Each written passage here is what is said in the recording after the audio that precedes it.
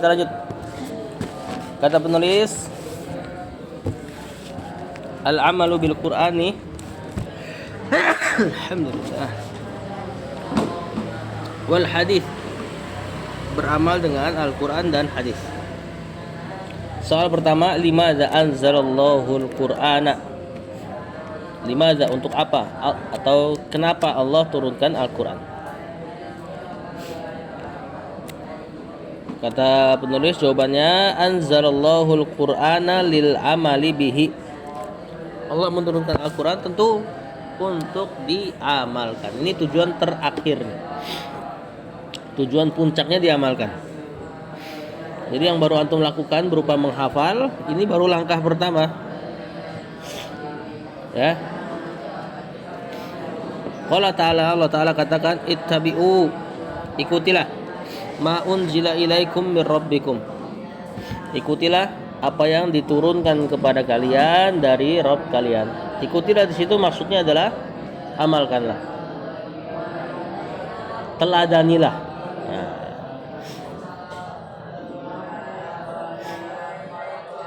Ittabi'u ma unzila ilaikum mir rabbikum.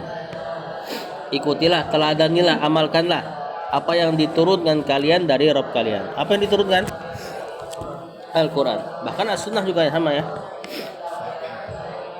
Kemudian beliau bawa hadis Iqra'ul Qur'ana. Kata Rasulullah SAW, Iqra'ul Qur'an apa artinya? Bacalah Al-Quran. Wa'malu bihi, dan amalkanlah. Wala ta'kulu bihi,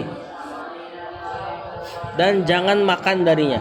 Yakni menjadikan Al-Quran semata-mata menjadi mata pencaharian. Baca Al-Quran baik,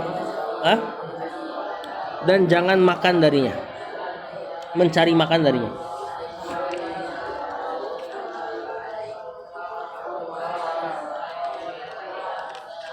Maksudnya apa? Mencari makan dari Al-Quran, yakni antum baca Al-Quran, kemudian suara antum dibayar misalnya. Beda ya kalau ada manfaat seperti ruqyah dengan Al-Quran, boleh nerima upah, sebagaimana ada hadis yang menerangkan itu. Begitupun pengajaran Al-Quran nanti dikiaskan ke situ.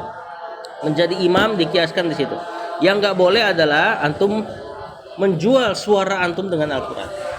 Atau diantara mana lain antum menjual fatwa dengan Al-Quran dengan fatwa yang nggak benar. Misal antum tahu A itu haram, kemudian karena antum pengen mendapatkan uang dari orang kaya ini minta bisa gak fatwanya dijadikan halal misalnya. Ada gak Al-Quran yang bisa dipelintir mananya supaya nanti melakukan ini dan itu halal? Antum cari-cari di Al-Quran, lalu antum pelintir mana Al-Quran untuk dapat duit misalnya. Ini diantara mananya. Ya. Jadi kata Rasulullah SAW, Iqra'ul Quran, bacalah Al-Quran, wa'malu bih, dan amalkanlah Al-Quran, wala ta'kulu bihi, dan jangan mencari makan dengan cara yang batil, bihi, dengan Al-Quran.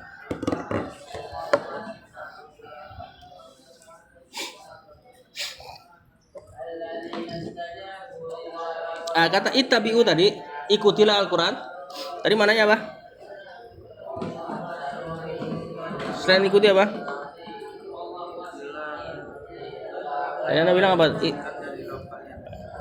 Ya, ikuti tadi ada makna lain apa tadi? Amalkan. Terus ada makna apa lagi tadi? Teladani. Ya, jadi makna mengikuti juga dimaknai dengan mengamalkan, sama sebagaimana kata tilawah. Apa kata tilawah? Baca kan? Antum pahamnya baca. Tala yatlu tilawatan dalam bahasa Arab itu maknanya sama, ittabi'u, mengikuti. Nah, kenapa baca Al-Quran dibilang pakai lafaz tilawah? Supaya antum mengikuti bacaan dengan amalan. Intinya Al-Quran tujuannya untuk diamalkan. Soal kedua, ma hukmul amali bil hadisis sahihi? Apa hukum beramal dengan hadis yang sahih, hadis yang valid? Misalnya ketemu hadis yang sahih, yang valid, apa yang harus antum lakukan? Maka tentu harus diamalkan dan hukumnya wajib. Lihat jawabannya, kata penulis, al-amalu bil hadisis sahihi wajibun. Beramal dengan hadis yang sahih wajib. Kalau wajib ditinggalkan apa? Hah?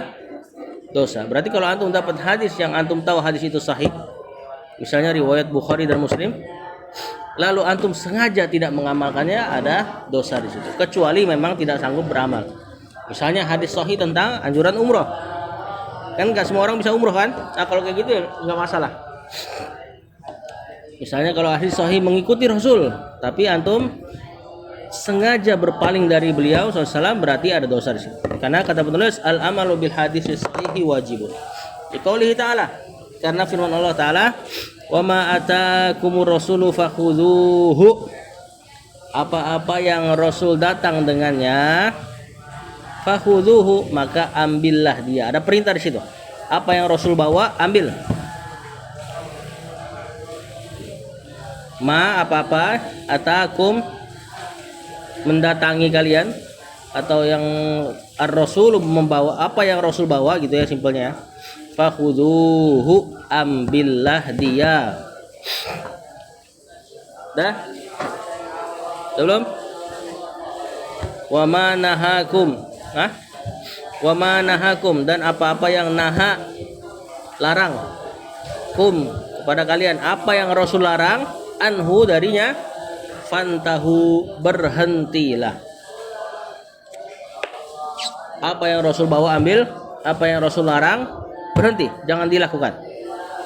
Dan tentu apa yang Rasul bawa berarti info yang Rasul bawa SAW kepada kita adalah dari hadis, terutama hadis yang sahih, valid.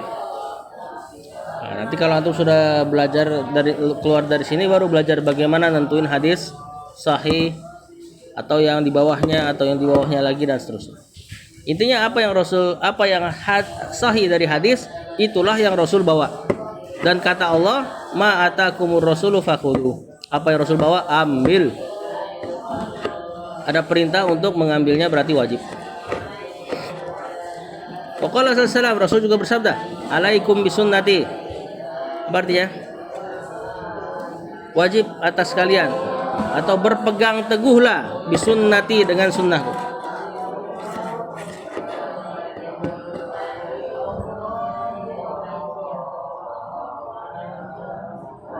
Dah? Wa sunnatil khulafa'ir rasyidin al mahdiyina, dan berpegang teguhlah juga dengan sunnahnya khulafa, para pengganti, para khalifah ar-rasyidina, yang apa ya, rasyidin itu lawan dari kata maghdubi alaihi, mahdiyin lawan dari kata dolin. Gimana terjemahannya? Kalau diterjemahin sebenarnya maknanya sama. Rasyidin mendapat petunjuk, bimbingan. Rasyidin yang terbimbing aja, al-mahdiyin yang dapat petunjuk.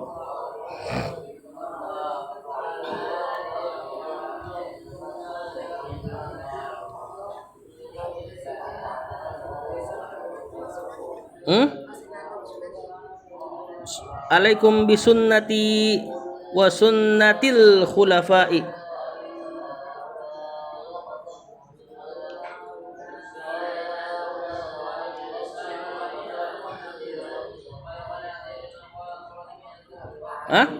Dah?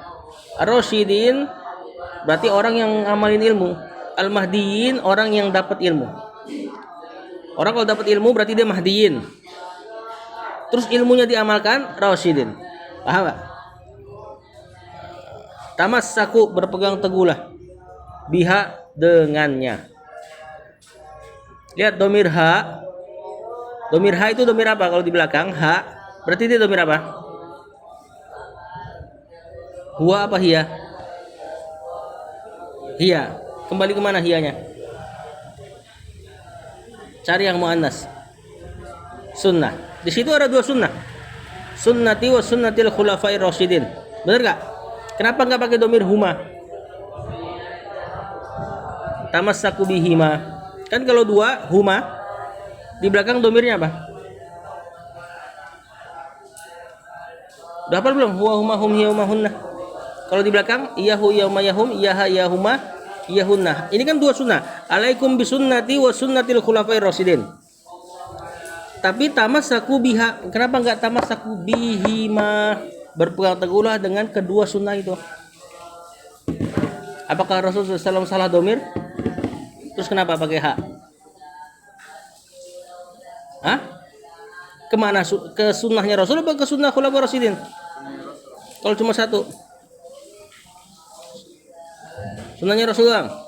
Sunnah khulafaur rasyidin nggak usah ditamassakuin. Betul. Ya, kenapa di sini pakai domirnya cuma satu? Karena sunnah khulafaur rasyidin sama dengan sunnahnya Rasul SAW. Siapa khulafaur rasyidin? Antum Ali bin Abi Thalib baik. Nah, Abu Bakar, Umar, Utsman, Ali plus Hasan. Ada 5 ya. Karena dalam satu hadis dikatakan khulafa rasyidin usianya ana lupa 20 atau 30 tahun setelah peninggalan.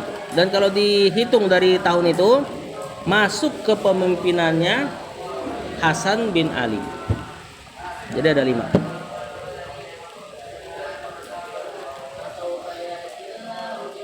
Nah, ini nanti hadis ini antum akan hafal nih di Arba'in juga nih. Alaikum bisunnati wa sunnatil khulafa, pengganti ar-rasyidin yang terbimbing mahdiyin yang dapat petunjuk.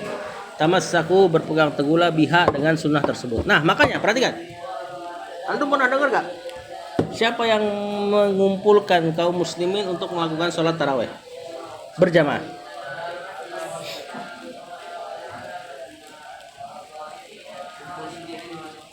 Enggak. Awalnya Rasulullah SAW sholat di masjid, kaum muslimin pada ngikut di belakang. Sampai 3 hari kalau nggak salah Rasul pulang, nggak mau sholat lagi di masjid karena takut sholat tarawih dianggap wajib. Setelah beliau wafat, ada seorang khulafa rasyidin yang melazimkan tarawih di masjid full karena Rasul pernah lakuin.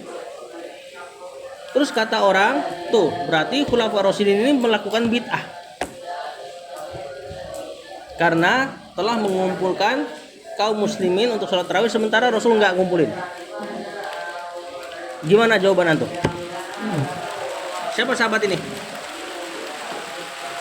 Umar bin Khattab, betul. Apakah dia bikin bid'ah? Kenapa? 2 alasannya. Hah? Pertama kan, oke, kalau misalnya orang awam nggak tahu bahwasanya Nabi pernah ngumpulin, terus ustadznya bilang Umar melakukan bid'ah, apa jawaban kedua hadis ini? Bukankah Rasul juga nyuruh alaikum bisunnati wa sunnatil khulafa'ir rasyidin? Berarti ngikutin sunnahnya khulafa rasyidin Umar walaupun Rasul nggak lakuin, itu termasuk perintah Rasul. Alaikum, wajib atas kalian mengikuti sunnahku dan sunnah khulafa rasyidin. Sama, ngumpulin mushaf. Siapa yang pertama kali ngumpulin mushaf? Abu Bakar, kemudian Umar, kemudian Utsman. Selesai di Utsman selesai. Prosesnya panjang. Terus kata orang, tuh sahabat juga ngelakuin bid'ah dengan cara ngumpulin mushaf. Apa jawaban antum? Khulafa rasyidin. Ikutin sunnah khulafa rasyidin bukanlah bid'ah. Itu jawaban kedua. Jawaban pertama, bahkan di Al-Quran sudah diisyaratkan bahwasanya Al-Quran ini akan jadi kitab. Al-Quran turunnya pertama gimana? Dari lisan Rasul, dicatat sama para sahabat. Ada yang nyatatnya di tulang, pelepah kurma, belum jadi buku. Tapi Allah sudah bilang zalikal kitabu la raiba fi. Jadi udah ada syarat di situ. Ya, jadi mengumpulkan mushaf bukanlah bid'ah. Wallahu a'lam. Karena orang-orang bakal sering bawa itu tuh untuk membenarkan bid'ahnya. Dia akan mengatakan kalian ini enggak, semua yang tidak dilakukan Rasul adalah bid'ah kata mereka. Buktinya Umar bikin tarawih. Buktinya Utsman ngumpulin mushaf kata mereka gitu. Padahal itu sunnah khulafa rasyidin. Kita juga terima kalau yang itu mah. Wallahu a'lam. Antum hafalkan 2 pertanyaan dan jawaban ini. Tentunya seperti biasa ya. Pertanyaan dan jawabannya pahami saja dengan bahasa Indonesia. Yang dihafalkan dengan bahasa Arab plus Indonesia dalil-dalilnya. Betul.